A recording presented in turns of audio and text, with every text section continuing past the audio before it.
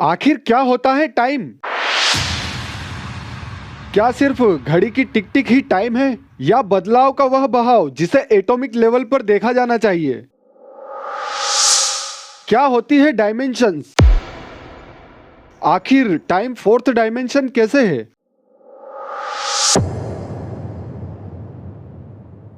Hello दोस्तों, आज का हमारा टॉपिक है कि आखिर टाइम क्या है, टाइम की सही डेफिनेशन क्या है और टाइम फोर्थ डायमेंशन कैसे है। दोस्तों, सबसे पहले शुरू करते हैं कि टाइम क्या है। आमतौर पर लोगों के लिए टाइम की डेफिनेशन है घड़ी में देखना कि दिन के या रात के 12 घंटे में से अभी कितने घंटे, मिनट या सेकंड हुए हैं, आमतौर पर उसे टाइम कहते हैं। लेकिन अगर फिजिक्स में टाइम की और एक्यूरेट डेफिनेशन देखें तो उसके हिसाब से एक सेकंड उतना टाइम इंटरवल है जिसमें सीजियम 133 एटम द्वारा इमिटेड एक विशेष रेडिएशन के 9 अरब 19 करोड़ 26 लाख 31,770 वाइब्रेशंस होते हैं। लेकिन दोस्तों, अगर हमें यह समझना है कि आखिर टाइम फोर्थ डायमेंशन कैसे है, तो हमें इस डेफिनेशन से भी अलग कुछ समझना पड़ेगा। दोस्तों, यह तो टाइम की लॉजिकल डेफिनेशन हो गई, लेकिन एक्चुअल में टाइम है क्या चीज? तो दोस्तों, इसे समझने के लिए हम एक एप्पल का एग्जाम्पल लेते हैं। मान लीजिए आज हमने पेड़ से एक फ्रेश एप्पल तोड़ा, हमने उसे सिंपली रख दिया, एक दिन रखा, वह थोड़ा सा खराब होगा लेकिन अभी भी उसे खाया जा सकता है। 2 दिन रखा, वह थोड़ा सा और खराब हुआ लेकिन उसे अभी भी खाया जा सकता है। 3, 4, 5, 6, 7 दिन तक ऐसे ही रखा तो उस एप्पल के साथ यह होगा कि वह पूरी तरह से सड़ जाएगा, इतना कि उसे नहीं खाया जा सकता। क्यों सड़ गया? क्योंकि वह बना है एक पर्टिकुलर सेट ऑफ एटम्स से। उन एटम्स और उनके इलेक्ट्रॉन्स में लगातार मूवमेंट जारी है। जैसा कि हम जानते हैं कि यूनिवर्स की कोई भी चीज एटम और उनके इलेक्ट्रॉन से लगाकर बड़ी बड़ी galaxies, planets, supermassive black holes आदि कुछ भी स्थिर नहीं है। यहाँ सब कुछ मूवमेंट में है, एक भी चीज बिल्कुल भी स्थिर नहीं है। अब दोस्तों, इसी एग्जाम्पल को थोड़ा सा मॉडिफाई करते हैं। अगर हमने वही एप्पल गर्मी के मौसम में पेड़ से तोड़कर रखा होता तो वह 7 की जगह 2 या 3 दिन में ही पूरी तरह से सड़ चुका होता। लेकिन थर्ड एक्सपेरिमेंट में हमने पेड़ से तोड़कर नॉर्मल मौसम में उस एप्पल को अगर रेफ्रिजरेटर के अंदर रखा होता तो उसे पूरी तरह से खराब होने में लगभग 10 से 12 दिन लग जाते। तो दोस्तों, उस एप्पल के पेड़ से टूटने के बाद 3 अलग अलग एक्सपेरिमेंट में हमें 3 अलग अलग लाइफ स्पान मिले, जो कि लॉजिकल टाइम के हिसाब से अलग अलग है। लेकिन उस एप्पल का बायोलॉजिकल लाइफ स्पान तीनों ही केसेस में सेम ही रहेगा, क्योंकि उन एप्पल के एटम्स में तीनों ही केसेस में वैसा ही मूवमेंट हुआ जैसा होना चाहिए था। लेकिन बस उसमें घड़ी के हिसाब से टाइम कम या ज्यादा लग गया।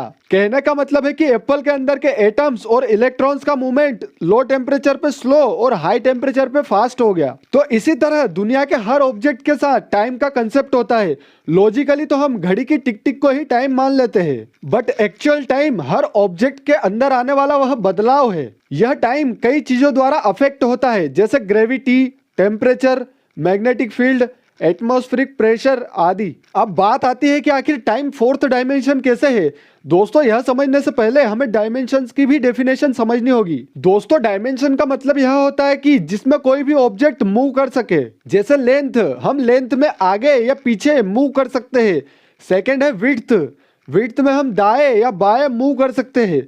और थर्ड है डेप्थ, डेप्थ में हम अपवर्ड या डाउनवर्ड मूव कर सकते हैं। इसी तरह आइंस्टाइन के अनुसार टाइम फोर्थ डायमेंशन है, क्योंकि हर ऑब्जेक्ट हमेशा ही टाइम में मूव करता रहता है, लेकिन सिर्फ फॉरवर्ड डायरेक्शन में। दोस्तों, हर ऑब्जेक्ट टाइम में मूव करता है। इसे और अच्छे से समझने के लिए एक एग्जांपल लेते हैं। मान लीजिए हम 1 जनवरी 2050 को कोई यान लेकर पृथ्वी से ऐसे ग्रह पर गए जहाँ की ग्रेविटी बहुत ज्यादा है, और 1 साल में वापस आ गए। जाकर आने में हमें 1 साल लगा, लेकिन पृथ्वी पर तब तक 1000 साल बीत गए। जब हम पृथ्वी पर वापस पहुंचे तो वहां 1 जनवरी 3050 था। तो इस तरह से हम टाइम में हजारों साल मूव कर गए, ठीक वैसे ही जैसे लंबाई, चौड़ाई या ऊंचाई में मूव करते हैं। दूसरे शब्दों में अगर कहे तो उस ज्यादा ग्रेविटी वाले ग्रह पर हमारे शरीर के एटम्स और इलेक्ट्रॉन्स का मूवमेंट पृथ्वी के लोगों के शरीर के एटम्स और इलेक्ट्रॉन के मूवमेंट से बहुत स्लो हो गया था, उस ग्रह की ज्यादा ग्रेविटी के कारण। जैसा कि सुपरमैसिव ब्लैक होल्स के पास में होता है, ठीक वैसे ही। दोस्तों, कहने का मतलब सिर्फ यह है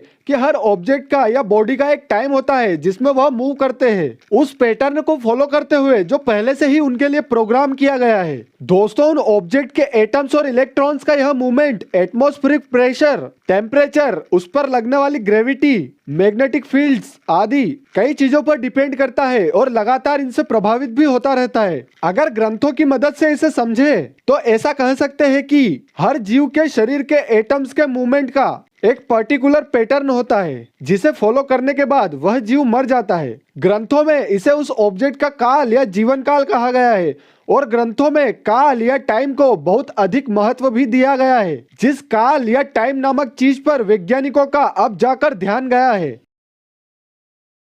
दोस्तों, अगर वीडियो अच्छा लगा हो तो हमें सपोर्ट करने के लिए लाइक, कमेंट, शेयर और सब्सक्राइब जरूर कीजिए। Thank you for watching.